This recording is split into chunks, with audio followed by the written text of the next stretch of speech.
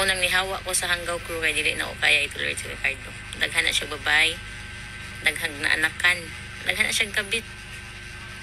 Ultimo among kukaan makontent sa vlog. Iyan ang dalon igo mag-vlog. Sultian ta mo mga gawa. Kani mga inaning klase gani nga kuan nga mga sa tawag ni mga sekreto.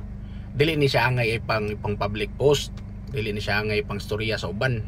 Ako mo siya ginandaan sa una. Abi man ako peaceful among pagbuwag karon. Bago pa nagtawag pag migapon ni Sheena. O ko ba nga mangluyo di ay. Ang kanina ni klase gani di na angay mo pang storya din mo i-upload sa mga kuan. Na kay mga problema ay i-message ko, i-message me sa Hanggaw Crew. Okay ba ka sa tinod rason nganong nawaa jud ka sa Hanggaw Crew. Mo na. Unya. Nganong dig chicks boy, nganong dig mong babae. Mo maninas content. Mong babae mo kita. Pagkakabitin. Chat na siya gaw. Ni-chat siya na ako. Nya, ikaw Sheena, kung tinuod man gani ka, ganahan mo kag i-public ni.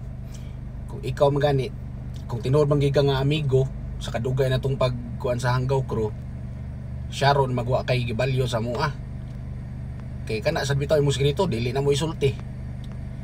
Iyahira tag kuan ba kanang mind our own business ba.